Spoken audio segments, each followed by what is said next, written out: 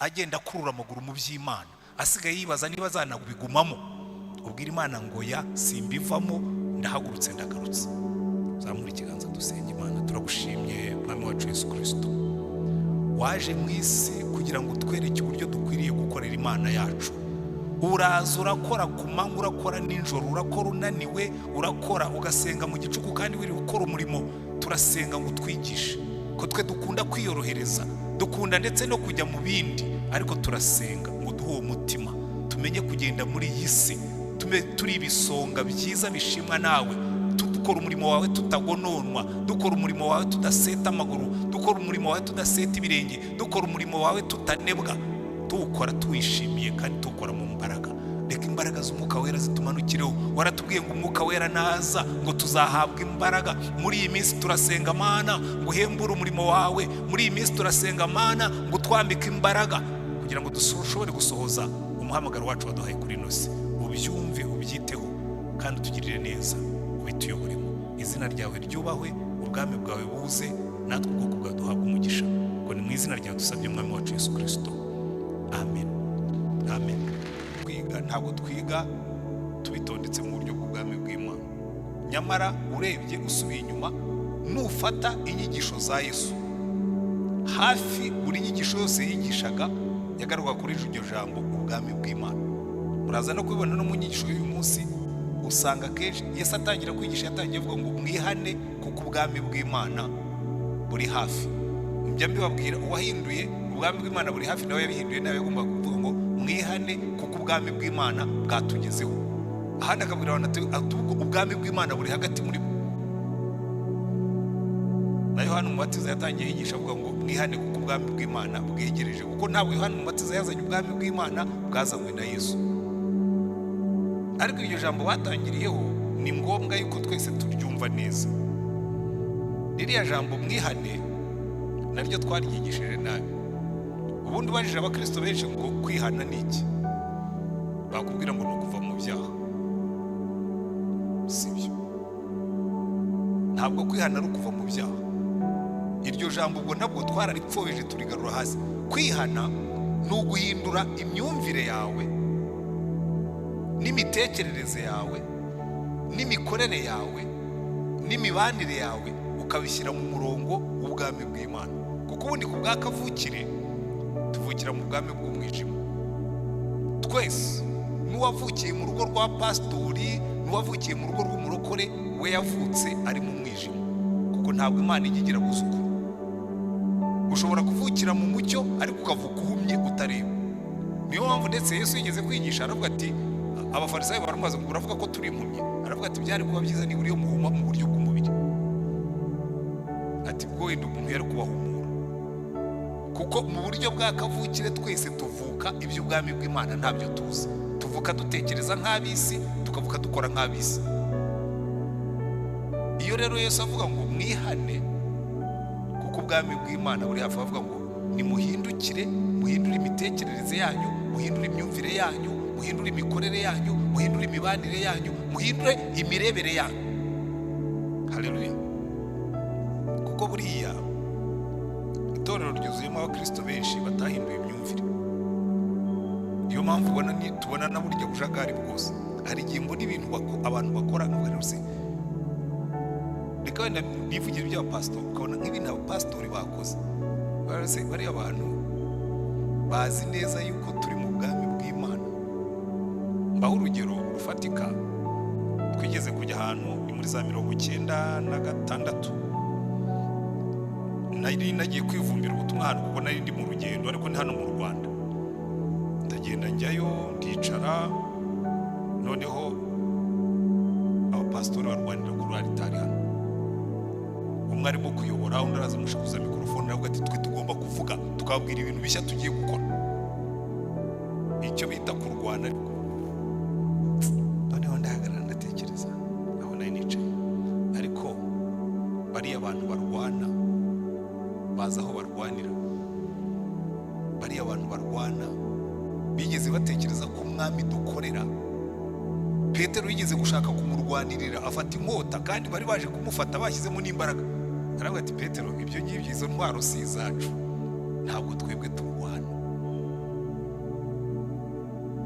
ariko muri ino minsi twebwe icyo rero ryo kikubwira ngo hari igihe dushobora kuba twaranakijijwe, tuvuga ko twakijijwe ndetse tukaba twarazamuwe mu ntera tukaba n'abashumba, ariko tutarumvise neza iby'ubwami bw'Imana. Ni nawe uzakura kumva bya bintu byose twumva nagiye kurondora, sibyo? Icya kabiri cy'ubwami bw'Imana, iyo usobanukiwe neza ubwami bw'Imana ugaruka mu butware bwawe. Haleluya. Ugaruka mu murongo w'ubutware bwawe ukamenya ngo ubundi Imana irema Adamu yaramubwiye ngo ibi bintu byose ubitegeke. Akabwira ngo noneho ufata ibintu byose aho kugira ngo bigutegeke, ahubwo ubitegeke. Kuko buriya Satani yaraducuritse. Umunsi Satani atubwira yuko kurya urubuto Imana yabujije bizatuma dusa n'Imana, yaraducuritse. Bivuga iki? Bivuga ngo tugiye kuba dependent ku bintu kugira ngo tugaragare neza.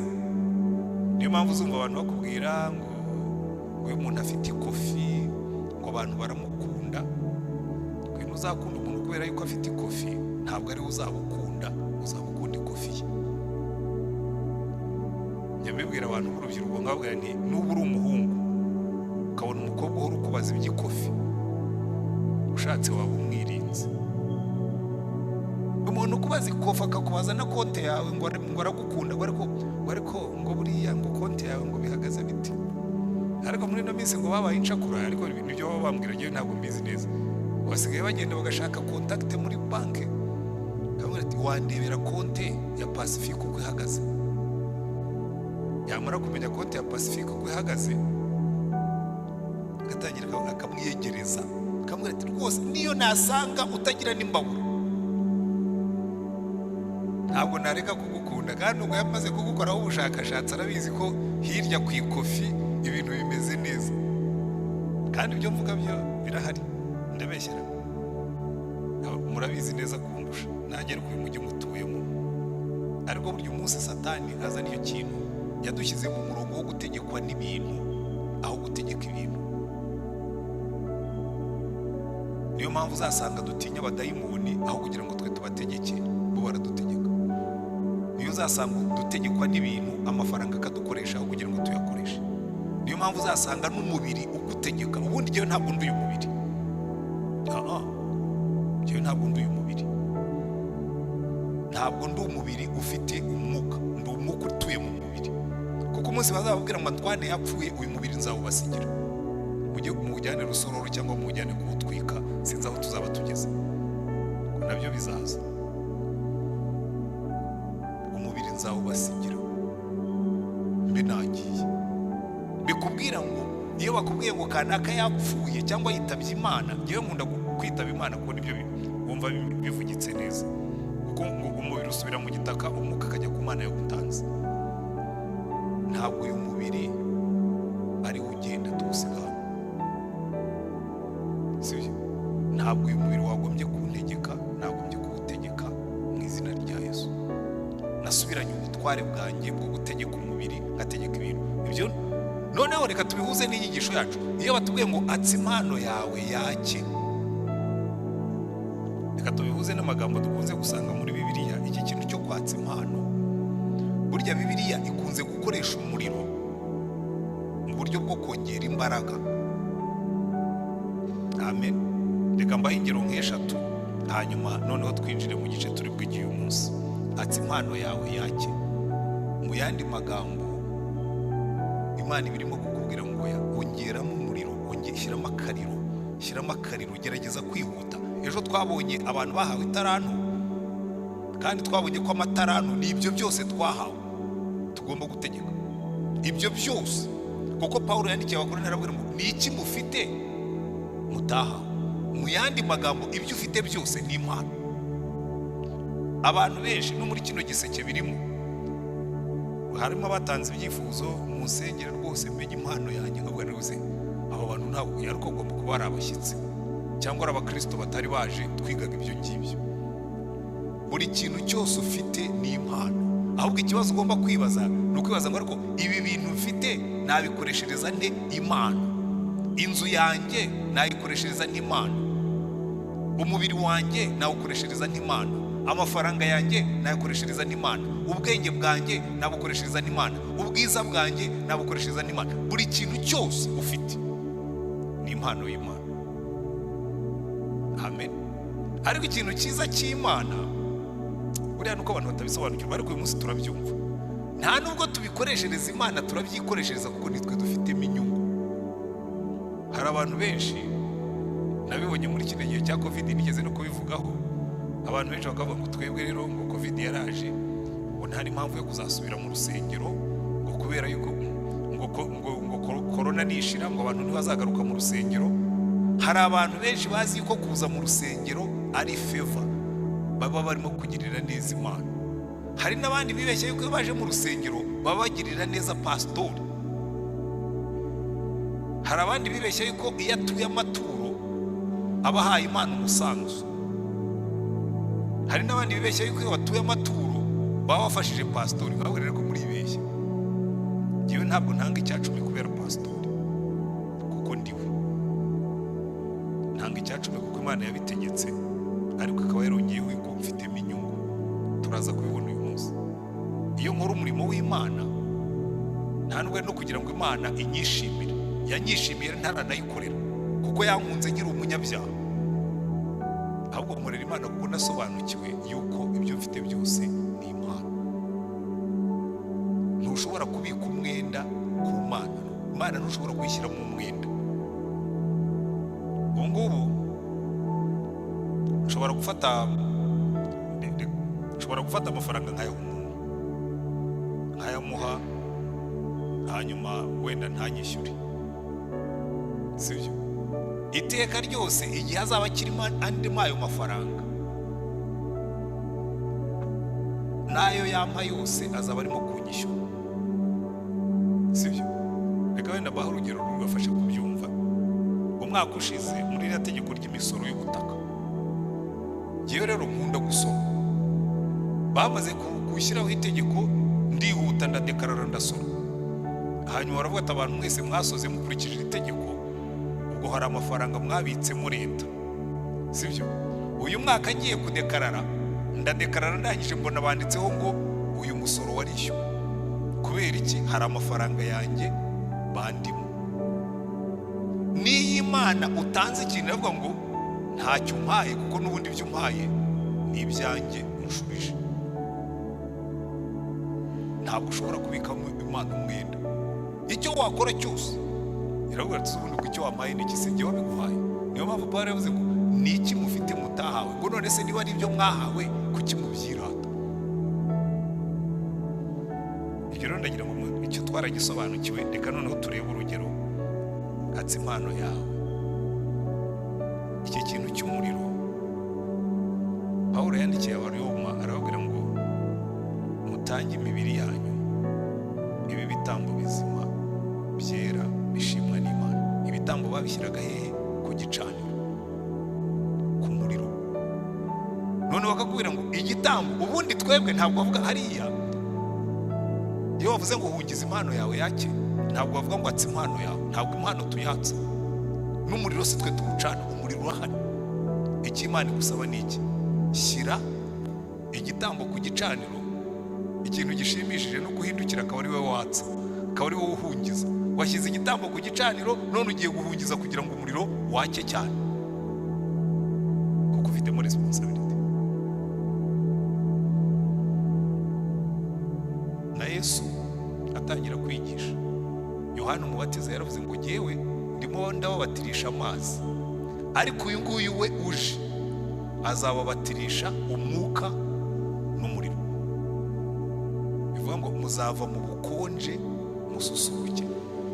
Ibi tuzabyigaho nitugeragera mu cyumweru cya 3 cyangwa cya 4 dutangiye kwiga intuza y'umuriro. Ariko nkunda andi magambo Imana yari yarabwiye Mose ngo urabwira ngo ubwire Aroni ngo uyu muriro ujye uhora waka ku gicaniro ntukazime. Murimo murankurikira? Kugira ngo bihuze neza, tuzabibona mu cyumweru gitaha. Kugira ngo bihuze neza, umenya ngo icyo gicaniro cyubatse muri jyewe ndi igicaniro, kuko Bibiliya iravuga ngo uyu mubiri wanjye ni urusengero rw'Umwuka Wera. So imbere hagomba kubamo igicaniro, kandi icyo gicaniro nkashyiraho igitambo, kandi igitambo nshyiraho ni jyewe n'ibyanjye byose. Narangiza nkahungiza. Rero muri muramurikira, narangiza nkahungiza mu mutima wanjye niho igicaniro kiri, kuko ubukonje bwose butangirira mu mutima. Imana ikavuga ngo noneho shyira igitambo ku gicaniro nurangiza uhungize, kuko uyu mubiri wanjye ni urusengero rw'Umwuka Wera. Ariko ibyo tuzabyiga mu cyumweru gitaha nidutangira kwiga ku busonga bw'iby'Imana yaduhaye byose. Shyira igitambo ku gicaniro nurangiza uhungize, ujye ugaburira uwo muriro, ugaburira uwo muriro, kuko buriya abantu benshi batangirana umwete, batangirana ishyaka, hanyuma umuriro ukagenda uzima, ukagenda usinzira, ukazazima burundu. None Imana ikavuga ngo oya, wireke uwo muriro urimo muri wowe uzima, hungiza. Kandi aho ujya guhungiza ni hehe? Si mu rusengero, ni muri wowe. Haleluya. Niba mwashoboraga kubyumva, kuko ibyo ugaburira umutima wawe nibyo bituma umuriro utazima. Reka tujye kuri uru rugero rw'ibisonga Yesu yavuze, ariko mbanze nshimangiza aya magambo. Yesu yigeze kubwira itorero ry'i Laodiceya, arababwira ngo ntushyushye kandi ntukonje. Kuvuga ngo umuriro wawe wawushyize hagati, ntushyushye kandi ntukonje. None ngiye kukuruka, uzabona neza muri Bibiliya iteka ryose iyo umuriro watangiye kumanuka Imana irababara. Ndetse amagambo bakoresha araremereye cyane. Muri Yeremiya ibice 48 umurongo w'10, Imana iravuga ngo havumwe umuntu wese ukora umurimo w'Imana agononwa, akurura amaguru. Bivuga ngo ntiyaretse kuwukora, ariko awukora agononwa, awukora akurura amaguru. Havumwe umuntu wese ukora umurimo w'Imana agononwa. Mwongeze umuriro rero, ucana umuriro wajya, muhembuke. Haleluya. Kandi nimwitegereza muzasanga ko ibyo dukora byose ariko nabonye abapasitori bakora bagononwa, nabonye abaririmbyi baza kuririmba bagononwa, nabonye abanyamasengesho bagononwa, nabonye kategori zose z'abantu bakorera Imana habamo abagononwa. Ndababeshya Yesu bakabikora bagononwa. Hari ahantu muri Maraki ko buriya Imana yari ifitanye ikibazo n'abantu bayo, yabwiraga abatambyi. Maraki buriya ni igitabo kitwereka abantu bagononwa. Hari ahantu yabwiye abatambyi mu gice cya mbere, irababwira ngo umwana yubaha se n'umugaragu kubaha shebuja. None ndiba ndi so, mwanyubashye muti? Sibyo Pacifique yavuga ngo twebwe twabaye abana b'Imana. Imana ikavuga ngo niba mwarabaye abana banjye, umwana yubaha se n'umugaragu kubaha shebuja, turi mu by'ubwami bw'Imana. Niba muri abana cyangwa muri n'abagaragu, mwanyubashye muti? Kuko byombi twebwe turabifatanije. Twe turi ibisonga byo mu bwami bw'Imana, ariko turi ibisonga bitandukanye n'ibindi bisonga. Twe turi abana, ariko turi abana bahawe teritori ngo tuyicunge. Bivuga ngo turi mu bwami bwa Data. Imana ariko abaza ngo ariko se umwana yubaha se n'umugaragu yubaha shebuja? Niba ndi so, mwanyubashye muti? Niba ndi shobuja, mwanyubashye muti? Noneho agakomeza akavuga ngo umwana yubaha se n'umugaragu kubaha shebuja. None se niba ndi so, mwanyubashye muti? Cyangwa se niba ndi shobuja, igitinyiro cyanjye kirihe mwa batambyi mwe basuzugura izina ryanjye? Ni Uwiteka Nyiringabo abaza. Nyamara murabaza muti izina ryawe twarisuzuguye dute? Nuko mwatuye ibyo kurya bihumanye ku gicaniro cyanjye. Maze mukababuza muti twaguhumanije iki? Mwavuze yuko ameza y'Uwiteka ari amanyagisuzuguro. Kandi iyo mutambye impumye mugira ngo ntacyo bitwaye, niyo mutambye igicumbagira nirwaye nabwo ngo ntacyo bitwaye. Mbese bene iyo wayitura shobuja aho yagushima cyangwa yakwemera kukwakira? Ni Uwiteka abaza. Arakomeza akababwira ati hari n'ibindi mukora muravuga ngo gukorera Uwiteka ntacyo bimaze. Uze ntabwo mwumvise abantu kenshi babivuga mu ibyo nababwiraga muri covid, abantu benshi baravuga ati kujya mu rusengero ntacyo bimaze, gukorera Uwiteka ntacyo bimaze. Imana igasubira inyuma ngo none niba ndi so icyubahiro cyanjye kiriye, niba ndi shobuja igitinyiro cyanjye kiriye. Amen. None Imana ikavuga ngo noneho havuma umuntu wese ukora umurimo w'Imana atawukoranye umwete, havuma umuntu wese ukora umurimo w'Imana akawukora ngo none ntuzabe muri abo ngabo. Muri Luka 16 niho tugiye kwiga, ni umugani w'igisonga. Aravuga ngo Yesu acira abantu umugani w'igisonga kibi. Ariko uyu munsi ndabivaho ngaruka ku bisonga byiringirwa.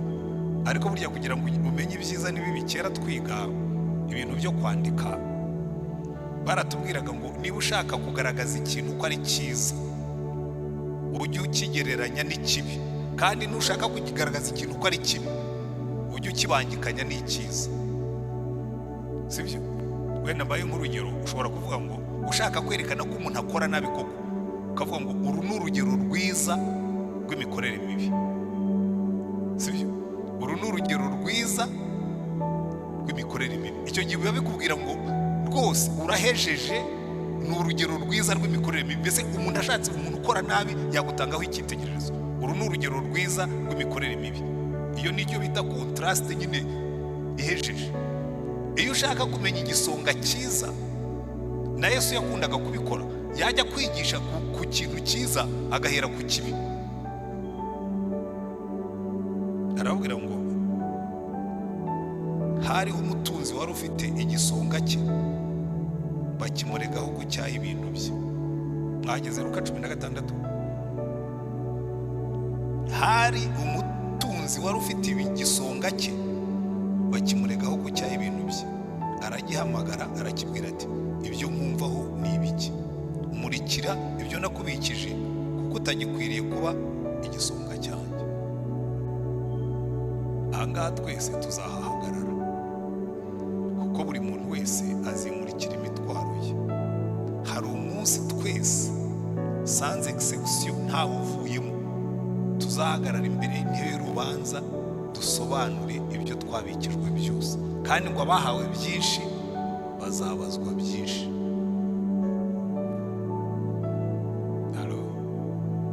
Abahawe byinshi mu gihe bazabazwa byinshi. Nyamara twebwe kenshi Imana iguhaye ubuzima burambye, icya mbere utekereza ni umuntu kumaximiza umunezero w'isi. Tugomba kwinezeza mu buzima igihe tugifite imbaraga zabyo. Nibyo Salomo yabwiye abasore avuga ati ngaho nimwinezeze igihe iminsi mibi itaraza, ngo ariko mwibuke yuko bizagenda bite, Imana izagushyira mu rubanza. Ujye wibuka yuko bizarangira nyiri uwakugize igisonga akubwira ati murikira ibyo wakoresheje iminsi yose naguhaye. Uzi impamvu? Hari impamvu Bibiliya bitubwira neza ngo turi abantu Imana yaremye, ituremeye imirimo myiza yiteguriye kera ngo tuyigenderemo muri Kristo Yesu. Ibyo twese turabizi. Ariko Dawidi arangije yandika muri Zaburi 139 ngo nkiri mu nda ya mama nkiri urusoro, iminsi yanjye yose yari yanditse mu gitabo cyawe. Haleluya. Bikubwira ngo nubaho imyaka 80 ukabaho imyaka 100, hari imirimo myinshi ubwo Imana iba yarakuremeye ugomba gusohoza muri iyo myaka yose. Ahubwo ikibazo wagombye kugira ni icyo kubyuka buri munsi ukabwira Imana ngo Mana, ndabizi neza uko wanyongereye iminsi yo kubaho, ndi igisonga cy'uyu munsi. Ni iyihe mirimo myiza wageneye uyu munsi ngo nze kuyigenderamo? Yinyereke Mana, yinyoboremo kugira ngo ushobore kuyisohoza. Tuzabibona muri iki cyumweru gitani tugera ku busonga bw'igihe. Abantu benshi nibagera mu ijuru bazatangara babonye ibintu bagombaga gukora batakoze kubera kutabaza Imana. Nyakunda kubabwira inkuru nasomye ahantu ngo umuntu umwe yagiye mu ijuru, hanyuma agezeyo ngo bamuha marayika ngo bamutembereze. Ariko iyo ni ya migani abavuga butumwa tujya duhimba kugira ngo abantu bumve neza amahame amwe n'amwe y'ubwami bw'Imana. Noneho ngo marayika aramujyana ngo agera ahantu hari ibintu by'ibikonteneri byinshi kandi binini.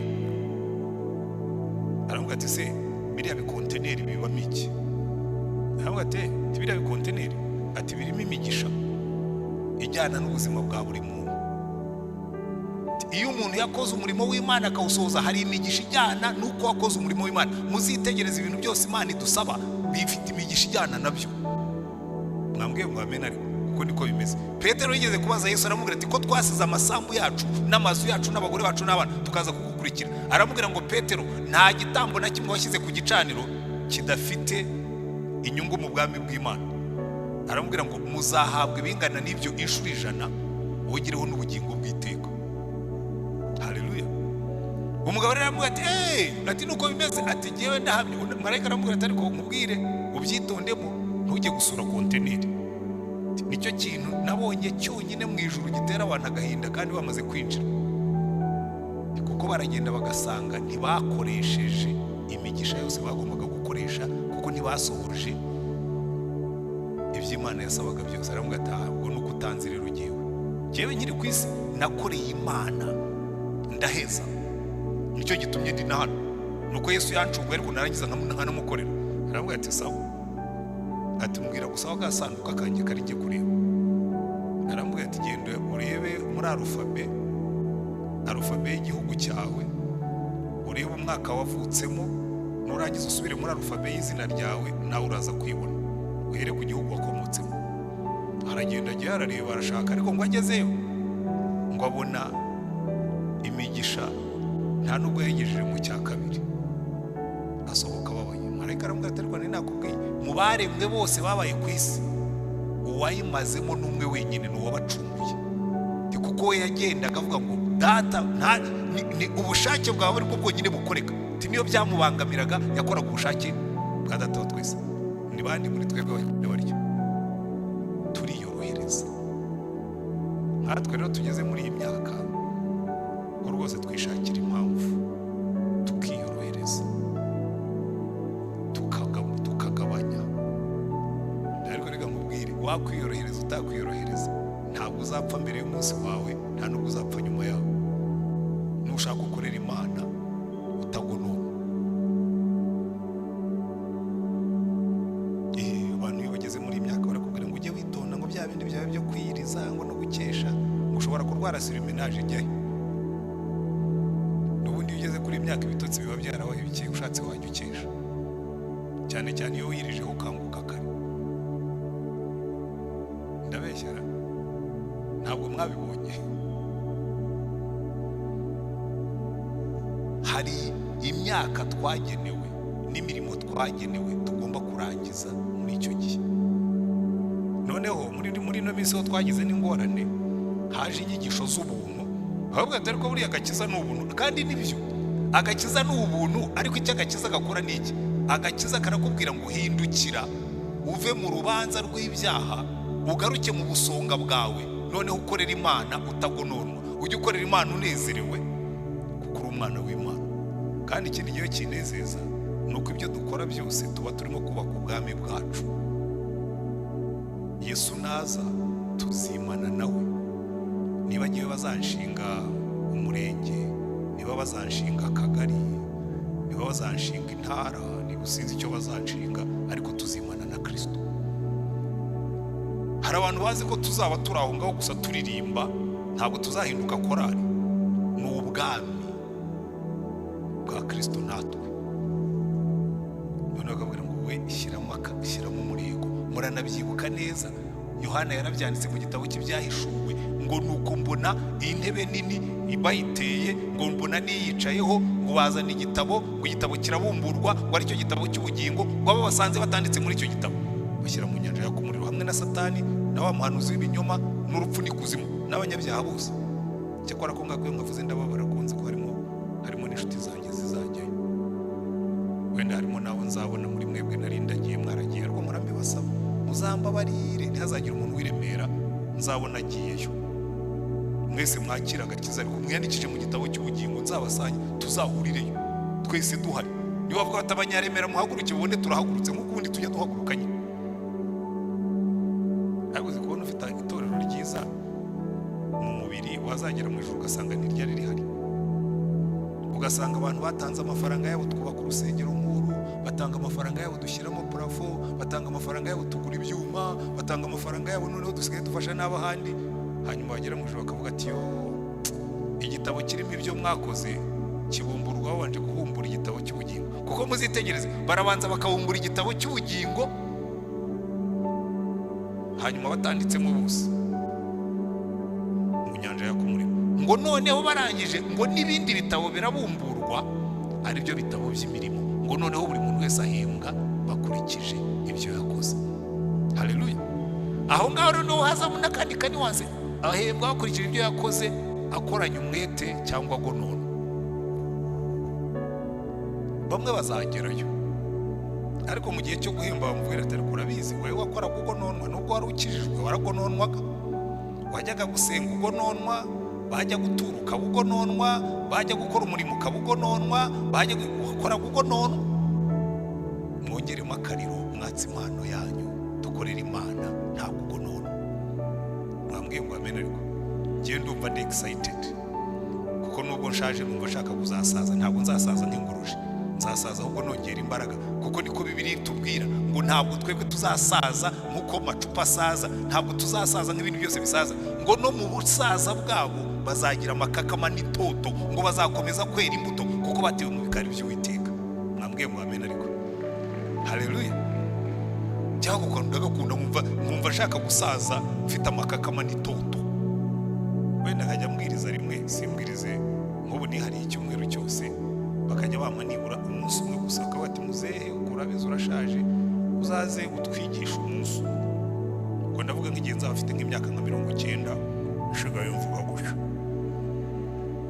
Bene data, ndacyashima Imana nubwo mundeba nshigaye nshyiramo amenyo, n'aya ngaya mubona arimo nayo natereshejemo, nsigaye ninywera amasupu. Ariko niyo naba mvuga gutyo nkaza nkavuga ariko ndenda kubabwira bene data, iyo ntekereje uyu murimo numva nyifite umuriro wo gukora, nuko nshaka gusaza. Ntabwo nshaka gusaza nk'ingoroje oya. No mu busaza tuzagira amakakama n'itoto, kuko twatewe mu bikari by'Uwiteka. Atsi impano yawe urinda usaza. Haleluya. Ariko kino gisonga, reka twigarukire ku gisonga. Nababwiye ngo iyo ushaka kugaragaza ko ipusi yirabura uyishyira ku mashuka y'igitare. Iki gisonga baraza babwira shebuja ngo ati hari igisonga kirimo kirakoresha nabi ibyo wagihaye.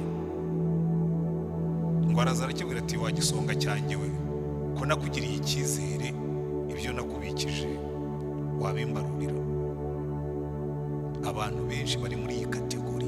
Hari ibintu byinshi Imana yaduhaye, bamwe mwahawe ubwenge, abandi mwahawe ubutunzi, abandi mwahawe imbaraga, abandi mwahawe ibinabiri, ariko umutunzi wari ufite igisonga kiba kimuregaho ko cyaha ibintu turaya.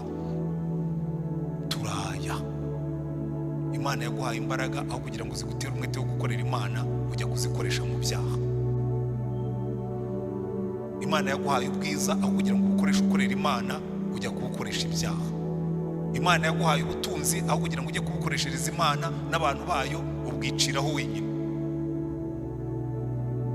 Turi ibisonga byaya. Imana yaduhaye igihe, aho kugikoreshereza Imana twigira mu byiza. Turaya. Aramubwira ngo noneho murikira ibyo nakubikije. Ariko iki gisonga Yesu aragishima, aravuga ngo igisonga cyumvise bakibwiye ngo ni kimuri cy'ibyo bakibikije, kiratangira ati reka ubutunzi bwa tatabuja nubake amavuniri yanjye. Ngo aragenda yegera umuntu umva uko yabigenjeje. Icyo gisonga kiribwira kiti ko databuja ari bunyage ubutware bwanjye, nkaba nashobora guhinga, nkagira isoni zo gusabiriza, ndagira have nzi icyo nzakora kugira ngo nimara kunyagwa bazandaze mu mazu yabo. Ngo ahamagara ufite umwenda wa shebuja wese, abaza uwa mbere ati harya databuja akwishyuza iki? Aramusubiza inshuro 100 z'amavuta ya elayo. Nawe ati enda urwandiko rwawe wicare vuba vuba wandike 50. Gisonga kiragavura. Cyagiye gukora rokuvuroma kiragavura nk'uko benshi babikora muri no minsi. Ngo maze abazundi ati harya we wishyuzwa iki? aramusubiza ati inshuro 100 z'amasaka. Aramubwira ati enda urwandiko wandike 80 kirizigamiye. Noneho umva uko Yesu yavuze ngo nuko shebuja ashima icyo gisonga kibi, ariko ntabwo ari cyiza.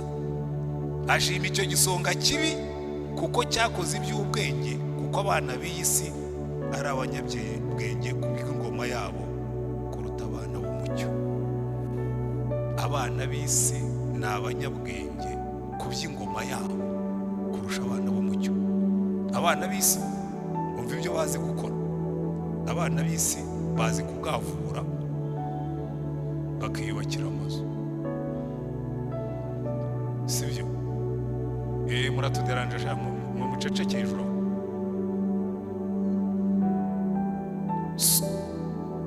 Aho hejuru muceceke muri muntu tukubaganira.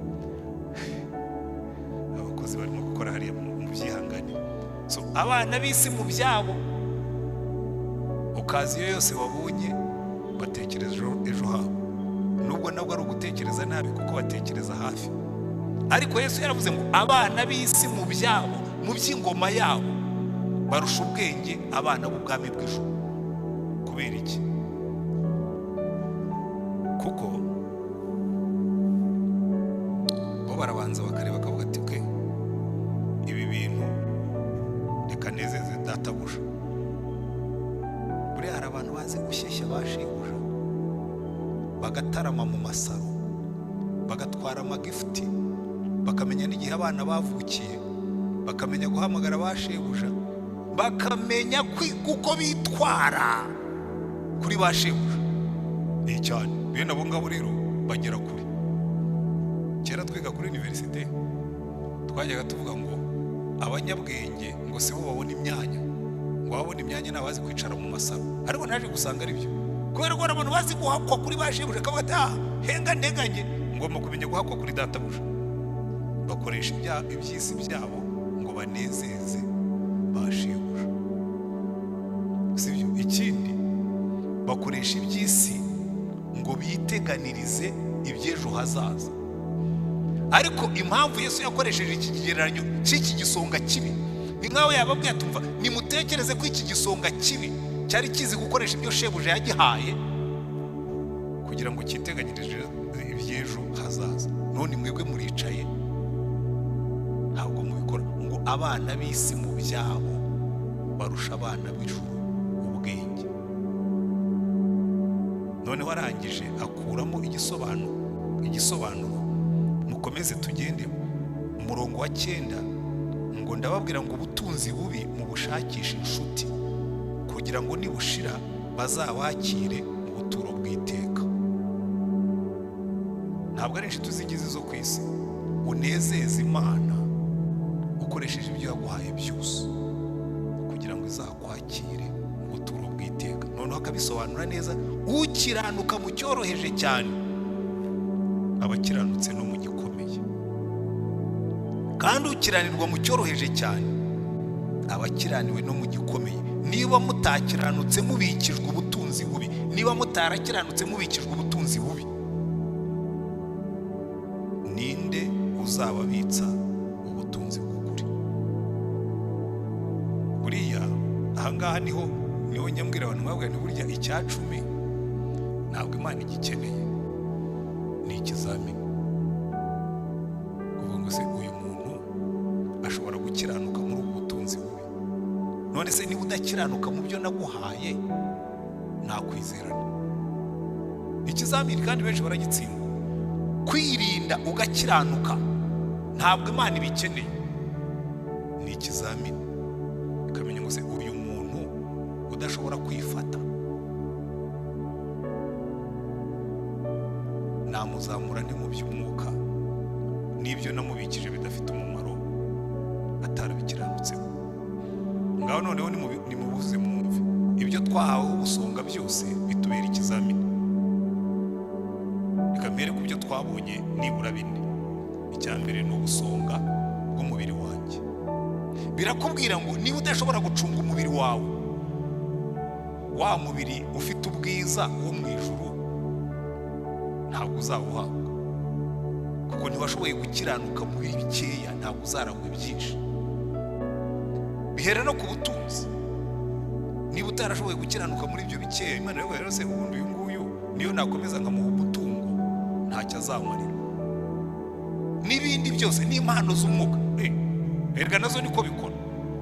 Imana igira gutya ikaguha ugasengera umuntu umwe agakira, ukibomba, ukajya ugenda nyine usigaye widunda nk'itenesi.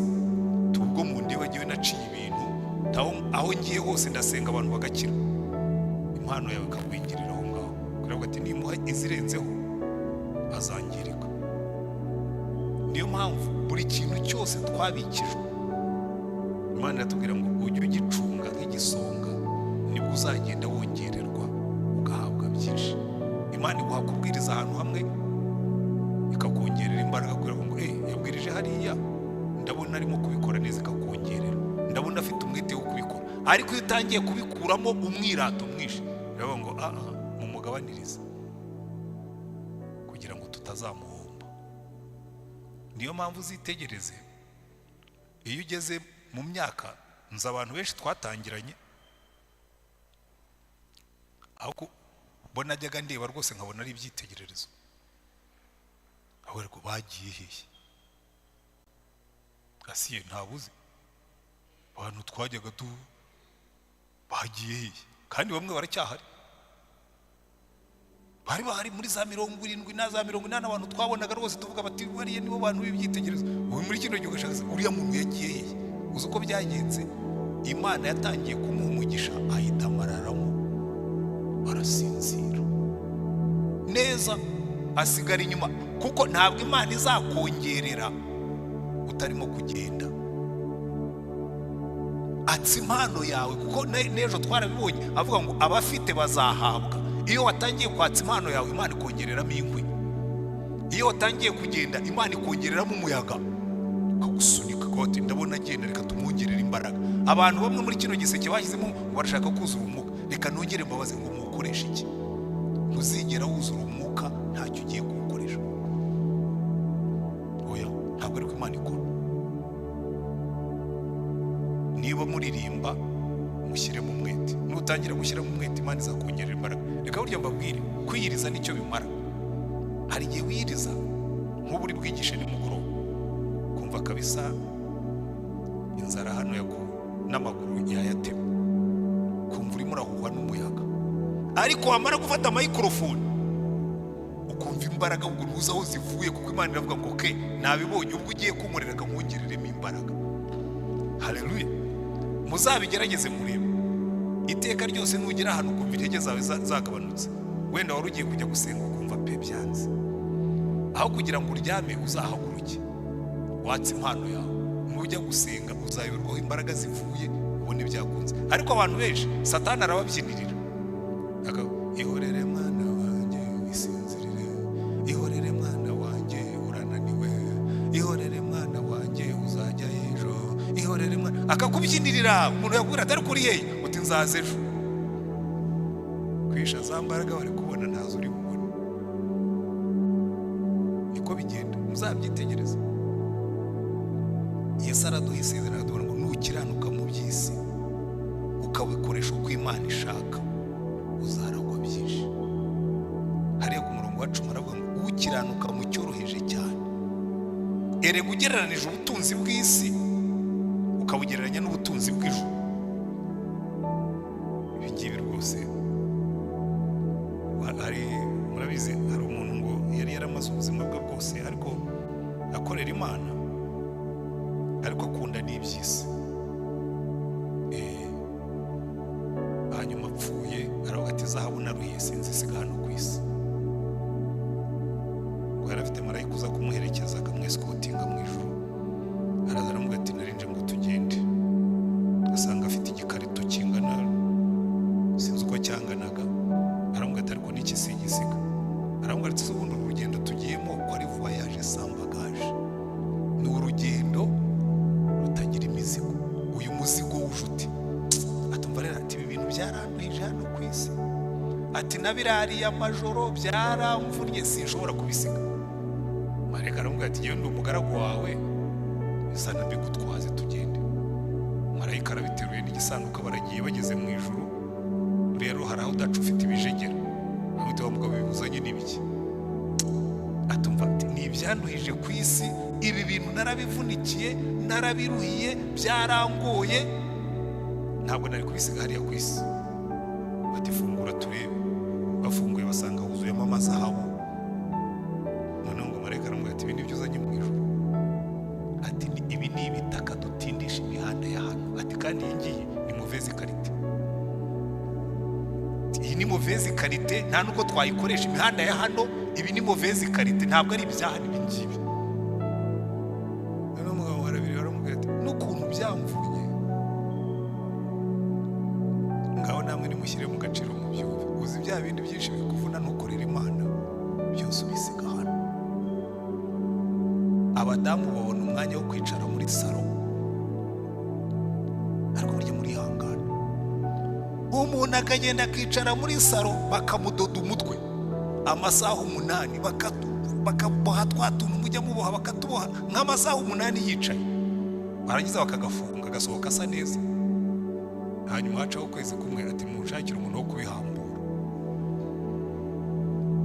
Ariko bamubwira uti tujye gusenga, toya ariko urumva gusenga ubuze umwanya wo gusenga, ariko ubona uwo gusohoza kuboha umusatsi. Ukabwira umuntu utari ko watanze icyacumi tugakora umurimo w'Imana tugatunganya, atari ko nimugahora mutubwira iby'amafaranga, hanyuma ukayatwara ukajya muri Serena ukayarira weekend ebyiri. Tumira abantu bakaza bakarya gusa, hanyuma bamwe bazarangiza akaba ari bo baguhombya, kandi warabasengereye, waranabagaburiye muri hoteli nziza, wakoresheje birthday 10 million, ukicara nyine abantu bakabona yuko hanyuma mwazajya muri diri bakagutama amaguru. Finished. Ukamenya ngo wahaye abatazakugarurira. Hano ku isi kenshi nibyo dukora, niyo wanakora n'ibizakugirira umumaro, ukubaka amazu ukayuzuza uno mujyi, iyo ugiye kugenda ubisiga hano. Nibyo rero Yesu yavugaga ngo nukiranuka muri bikeya, reka ubu butunzi bw'isi tubikemo ubutunzi buzarama iteka ryose. Kandi icyo nshimira Imana, ntabwo ijya itubwira ngo bumpe bwose, oya, irakubwira ngo mpaho bikeya, n'igihe cyawe ntigisaba cyose. Irakubwira ngo ujye umureshereza, ujye ujya ku kazi ugakore neza, umbere ambasaderi ku kazi. Ibyo birakomeye. Mu rugo rwawe, niba uri umugore, niba uri umugabo, ubindakemwa mu myitwarire, ntuhemukire umugore wawe, ntuhemukire umugabo wawe. Ibyo birakomeye. Ubundi nawe ubifitemo inyungu. Iby'Imana idutegeka byose nitwe tubifitemo inyungu, byose nitwe tubifitemo inyungu, ndetse uhereye hano ku isi. Niho ndangirije. Nibyo Yesu yabwiye Petero, aramubwira ngo Petero, nta muntu wasize umugore ngo asige amasambu n'ibindi byose utazabihabwa inshuro 100 hano mu isi, kubera ko n'ubundi icyo tuba tubishakamo ni umunezero. Yaramubwira ati Petero, niba ibyo ngibyo kuko waremeye ukabisiga ukaza umurikiye, nzabigusubiza kandi nkongereho n'umunezero. Kubera iki? Iyo nkurikiye Yesu ndi umugabo, sinca umugore wanjye inyuma. Icyo Imana yungukamo ni iki? Ntacyo. Icyo nungukamo ni iki? Ni byose. Kuko mu rugo rwanjye haba amahoro, hakaba n'umunezero. Siko bimeze? Iyo nkoresheje ubutunzi bwanjye nkagirira abantu neza, Imana yungukamo iki? Mu ijuru harayihagije. Ariko njye ndunguka, bamvuga neza, kandi ndunguka ineza nkazayisanga imbere, cyangwa abana banjye bakayisangayo. Bya bindi nakoze bikikubishura 100. Siko bimeze? N'ibindi nagenda mahingiro.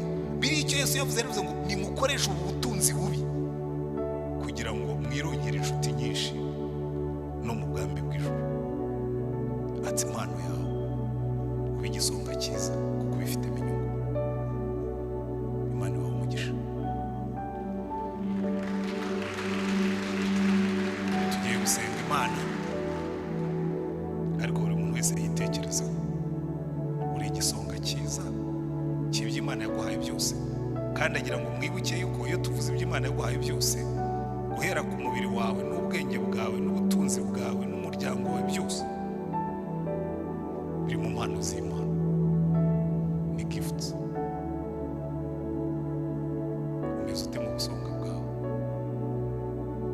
Imana iragushima cyangwa irakugaya.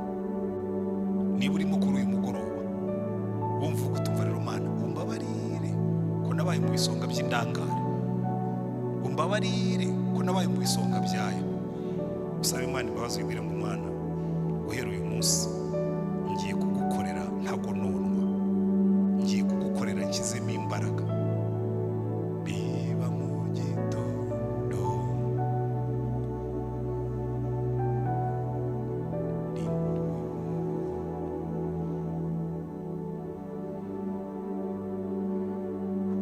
rindira kozera maze basarure tuzatunda imiba tunezerewe, yego tuzanezerwa, tuzanezerwa nidutunda imiba tuzanezerwa, tuzanezerwa, yego tuzanezerwa nidutunda imiba tuzanezerwa.